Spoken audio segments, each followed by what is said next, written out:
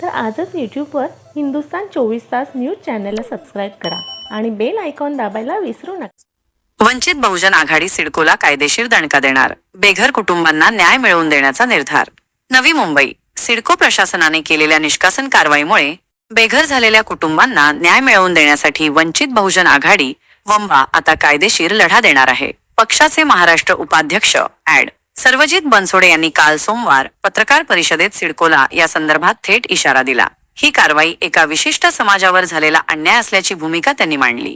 पत्रकार परिषदेत बोलताना ॲड. बनसोडे यांनी सिडकोच्या कारवाईवर तीव्र आक्षेप नोंदवला। सिडकोची ही कारवाई म्हणजे बौद्ध समाजावर केलेला अन्याय आहे असे ते म्हणाले। डॉक्टर बाबासाहेब आंबेडकर नगर करंजाडे येथील अनेक घरे सिडकोच्या जागेत आहेत, तसेच आजूबाजूची हजारो घरेही सिडकोच्या जागेत असताना केवळ एकाच घरावर कारवाई का करण्यात आली असा सवाल त्यांनी उपस्थित केला। सिडकोच्या अधिकाऱ्याने कोणाची सुपारी वाजवली हे सांगावे असा थेट आरोपही त्यांनी केला।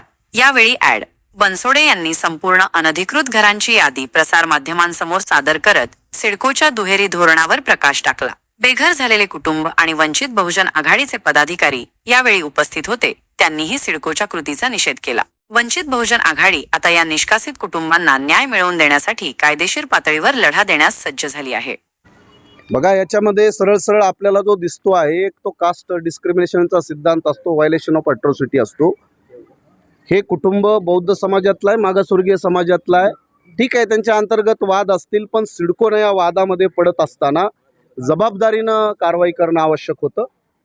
सिडको एक महाराष्ट्र शासनाची अतिशय महत्त्वाची संस्था आहे आणि त्या संस्थेनं कारवाई करत असताना तुम्हाला सरसकट, कारण कायदा हा सर्वांसाठी समान आहे, तो प्रधानमंत्री असेल, आमदार असेल, खासदार असेल, सामान्य माणूस असेल, तो कुठल्याही माणसासाठी वेगळा कायदा असू शकत नाही।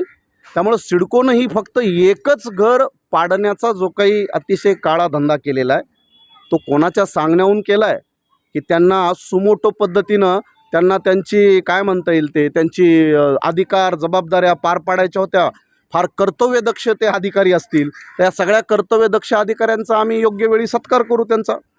त्यामुळे हे एका घरावर कारवाई करण्याचं जे काही गुपित आहे किंवा हे जे रॉकेट सायन्स आहे ते काय नेमकं रॉकेट सायन्स आहे ते आम्हाला अधिकाऱ्यांनी सांगावं आणि जर त्यांनी याचं आम्हाला समाधानकारक कायद्याच्या चौकटीत बसणारं उत्तर दिलं तर आम्हाला त्यांच्यावर कुठलंही ऑब्जेक्शन नसेल।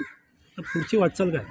पुढची वाटचाल मी आता एवढंच सांगितलेलं आहे की याचा मी आता सांगितलं की आम्ही आव्हान देऊ, आम्ही त्यांना स्पष्टपणे आता सांगितलेलं आहे की ह्या कारवाई केल्याच्या संदर्भातले आता हे तर आज तोंडी झालं आहे, आज फक्त आम्ही मीडियाच्या माध्यमातून हे जी काही विदारक चित्र आहे हे विदारक चित्र आम्ही फक्त आता जनतेच्या दरबारात मांडलेलं आहे, आम्ही आणखी कायद्याच्या दरबारात मांडलेलं नाही। या घराचा जमिनीचा हायकोर्टामध्ये ऑलरेडी विवाद चालू आहे, तो सबज्युडाइस मॅटर आहे, पण ही पाडल्याचा आणि याच्या कन्सेशनचा तो एक वेगळा विषय आहे। त्याच्यासाठी आम्ही लवकरच न्यायालयाच्या माध्यमातून जी काही आम्हाला रिलीफ मिळवता येईल ती आम्ही मिळवू, त्याचाच आम्ही त्यांना जाब विचारणार आहोत की आपण अशा पद्धतीनं जी कारवाई करत आहात ती एकाच कुटुंबावर करण्याच्या पाठीमागं काय कारण आहे, त्यांना जोर ते आम्हाला त्या गोष्टीचा पूर्ण जाणीव आहे। आता आज मी या ठिकाणी स्पॉट व्हिजिट दिलेली आहे, मला या सगळ्या प्रकरणाचे जे काही माझ्याकडे डॉक्युमेंटरी एव्हिडन्स येतील ते आज उद्या आणखी माझ्याकडे सगळ्या माहिती पोहोचतील, त्याच्या आधारावर मी पुढची आम्ही कारवाई ठरवू। तर आजच यूट्यूबवर हिंदुस्तान 24 तास न्यूज चॅनलला सबस्क्राईब करा आणि बेल आयकॉन दाबायला विसरू नका।